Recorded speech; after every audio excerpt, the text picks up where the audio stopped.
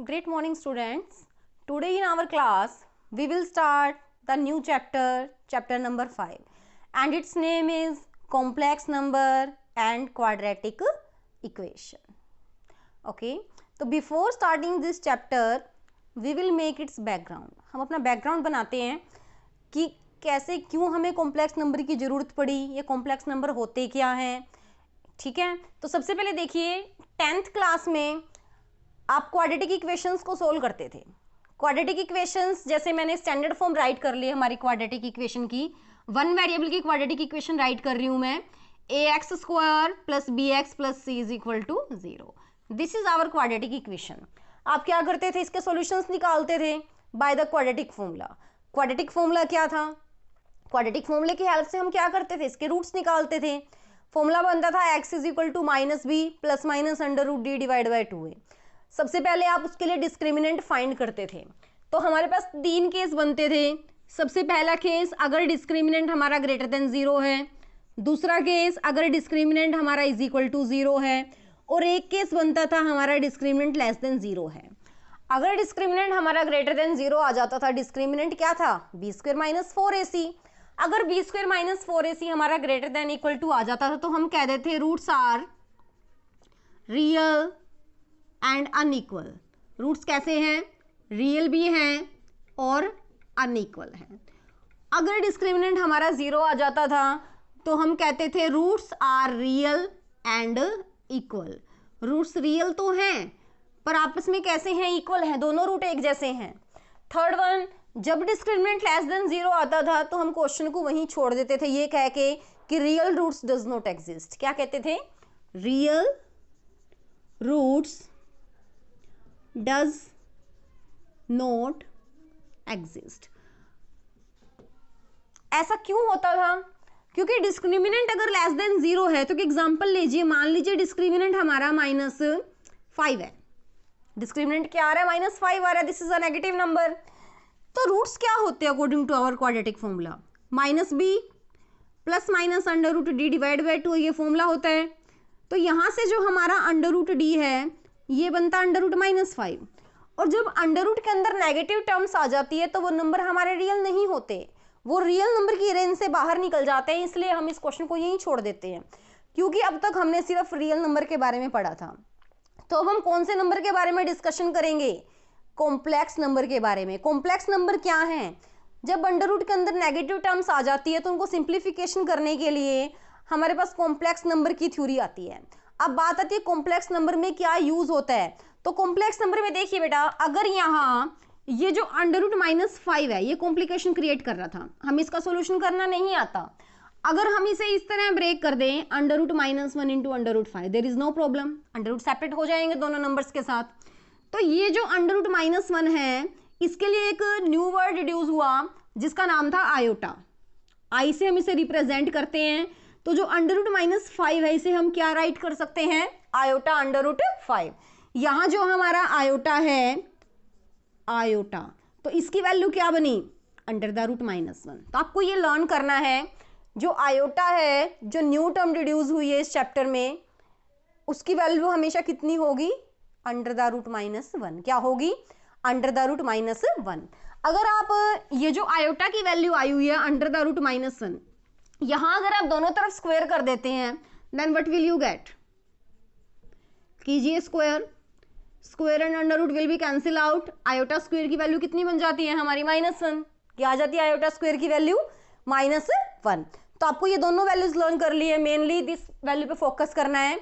Iota square is always equal to -1. ठीक है, तो यहां से आप जो रूट्स निकालेंगे ना वो रूट्स रियल नहीं होंगे. रूट्स तो निकलेंगे but real roots does not exist. कैसे रूट्स एग्जिस्ट करेंगे, इमेजनरी रूट्स एग्जिस्ट करेंगे जहां हमारा एक आयोटा वाली टर्म ऐड हो जाएगी. ठीक है, तो इस तरह आप इसके रूट्स फाइंड करेंगे. अब बात आती है जो कॉम्प्लेक्स नंबर है वो होते किस तरह के हैं, उनकी रिप्रेजेंटेशन क्या होती है, हम कैसे पहचानेंगे कि ये नंबर कॉम्प्लेक्स है या नहीं. तो देखिए जो कॉम्प्लेक्स नंबर की रिप्रेजेंटेशन होती है वो होती है a plus iota B form में. जो कॉम्प्लेक्स नंबर हैं उन्हें हम जनरली जेड से रिप्रेजेंट करेंगे. कौन से लेटर से रिप्रेजेंट करेंगे, जेड से, और इसकी रिप्रेजेंटेशन होगी a plus iota B. a plus iota b। यहाँ जो a है that is the real part of z, ये क्या है, z का रियल पार्ट होगा जो विदाउट आयोटा है, और ये जो b है that will be the imaginary part of z, जो आयोटा के साथ मल्टीप्लीकेशन में होगा वो कहलाएगा कॉम्प्लेक्स नंबर का इमेजिनरी पार्ट, और जो विदाउट आयोटा होगा वो होगा हमारा real part of the z, यानी कॉम्प्लेक्स नंबर का रियल पार्ट होगा। तो ये तो है हमारा कॉम्प्लेक्स नंबर। उसके बाद इन कॉम्प्लेक्स नंबर पे कुछ प्रॉपर्टीज होल्ड होती हैं कि how we will add to complex number, subtract to complex number, how we will multiply them, तो इन सब के बारे में हम डिस्कशन करते हैं। तो देखिए, let us assume we have two complex number, first one is z, its form is like a1 plus iota b1, z2 I am taking it as a2 plus iota b2. These are the two complex number. How we will add these numbers? When we add z1 and z2, we will add their real parts and add their imaginary parts. In this way, we will do the addition of two complex number. Real part में real part add करना है, imaginary में imaginary part add करना है. Same as in the subtraction of two complex number, we will subtract the real part of second complex number from the real part of first complex number. Same as आप इनके imaginary numbers को भी आपस में subtract करेंगे, तो इस तरह हमारे पास क्या आ जाएगा, subtraction of two complex number.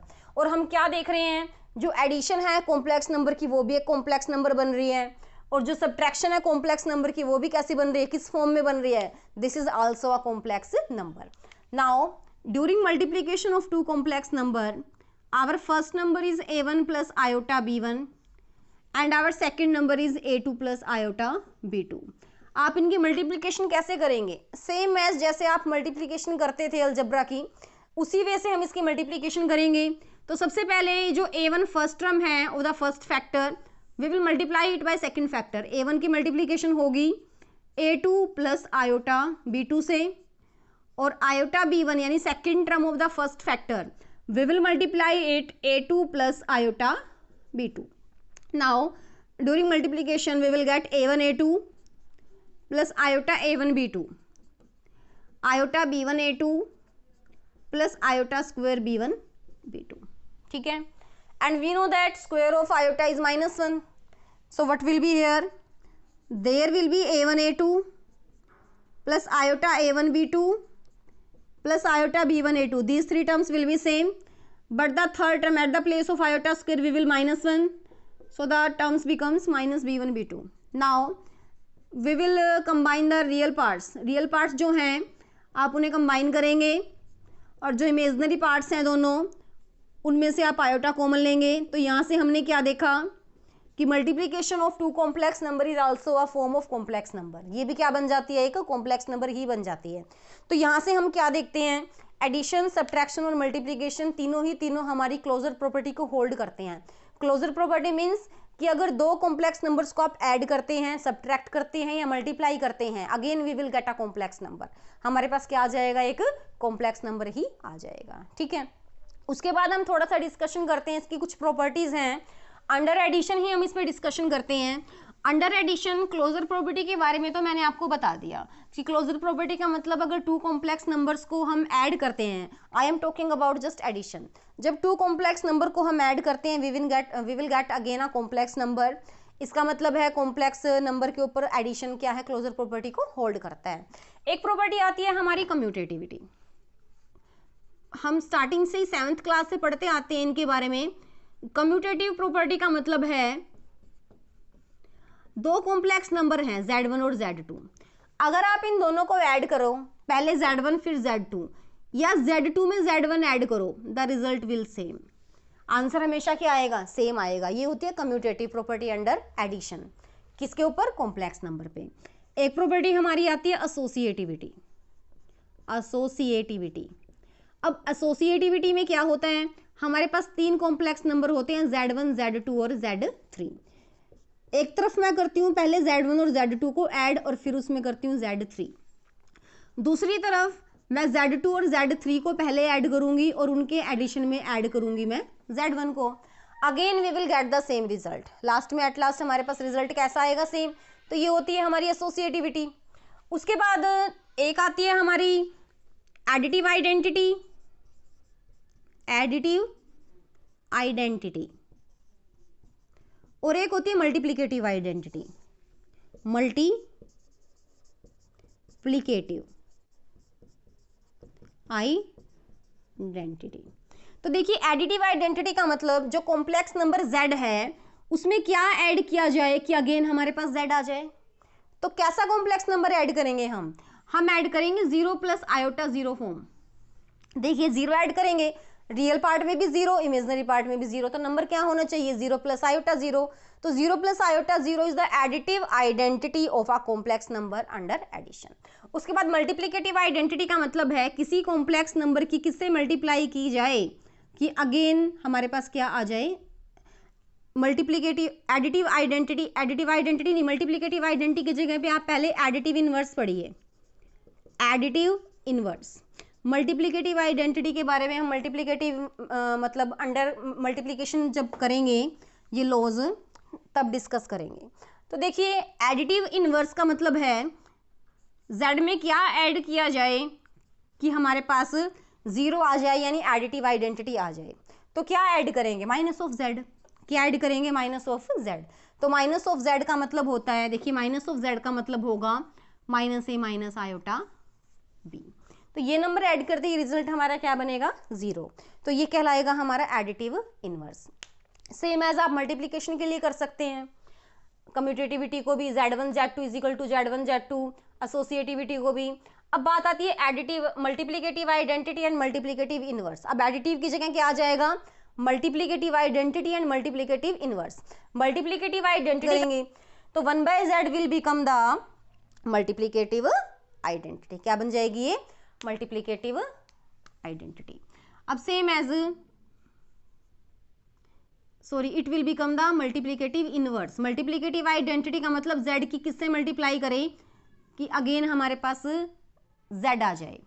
तो वी विल गेट 1, क्या राइट करेंगे हम 1 का means 1 plus 0 iota and 1/z will become the multiplicative inverse. ये क्या बन जाएगा हमारा मल्टीप्लिकेटिव इनवर्स बन जाएगा। This is our multiplicative identity and this is our multiplicative inverse कि हम किससे मल्टीप्लाई करें कि अगेन वही आ जाए। तो 1 होगा आंसर, और 1 कॉम्प्लेक्स नंबर की फॉर्म में कैसे राइट होगा 1 प्लस आयोटा 0। और कॉम्प्लेक्स नंबर की हम किससे मल्टीप्लाई करें कि अगेन हमारे पास 1 आ जाए, दैट विल बी 1/z। तो 1/z हमारा क्या होगा मल्टीप्लिकेटिव इनवर्स। 1/z क्या होगा मल्टीप्लिकेटिव इनवर्स। माइनस z क्या होगा एडिटिव इनवर्स। माइनस z क्या होगा एडिटिव इनवर्स। एडिटिव आइडेंटिटी क्या होगी 0 प्लस आयोटा 0 और मल्टीप्लिकेटिव आइडेंटिटी क्या होगी 1 प्लस आयोटा 0। तो ये सब आपको लर्न रखना है। उसके बाद आयोटा के बारे में थोड़ी और डिस्कशन करते हैं हम। अब जो आयोटा है अगर उसकी कुछ पावर है, पावर इवन है, पावर ओड है, तो हम उसको किस तरह से राइट करेंगे। देखिए अगर आयोटा की पावर 20 है, मतलब आयोटा की पावर कोई इवन नंबर है, तो हम उसे सिंप्लीफाई कैसे करेंगे। आप लिखेंगे इसे as iota square whole power 10 because power of power is multiply कर देते हैं हम पावर ऑफ पावर को, तो again we will get 20 and we know that iota square is equal to -1। Iota square कितना होता है हमारा -1, तो यहाँ से वैल्यू कितनी बन जाएगी हमारी 1। वैल्यू कितनी हो जाएगी 1, क्योंकि नेगेटिव की पावर अगर इवन नंबर है तो रिजल्ट हमारा क्या होता है पॉजिटिव होता है। अगर आयोटा की पावर ओड नंबर है तो हम कैसे करेंगे, हम इसे as a power of square तो राइट नहीं कर सकते, तो आप इसे ऐसे ब्रेक करेंगे iota into iota raise to the power 18। देखिए अब iota raise to the power 18 को आप इजिली सिंप्लीफाई कर सकते हो by taking square and power 9, 9 to the 18, iota square is equal to -1 and power of 9 there is 9 power of -1, तो it will become -1 because power is odd, the result will be minus iota. इस तरह आप इसकी simplification कीजिएगा and according to that we will solve the question. And last thing for question for the questions of exercise 5.1 that is if there is any real number like 2, how we can represent it as a complex number or we can say in the form of a plus iota b। हम कैसे represent करेंगे इसे, हम इसे ऐसे right करेंगे। Is it clear. क्या बन गया ये हमारा 2 प्लस आयोटा 0। तो कौन सी फॉर्म में कन्वर्ट कर दिया हमने इसे, a प्लस आयोटा b की फॉर्म में। तो ऐसे हम किसी भी रियल नंबर को a प्लस आयोटा b यानी कॉम्प्लेक्स फॉर्म में रिप्रेजेंट कर सकते हैं, ठीक है। तो ये था सारा हमारा बेसिक इन क्वेश्चंस के लिए, and in our next video we will start the questions. Great morning student.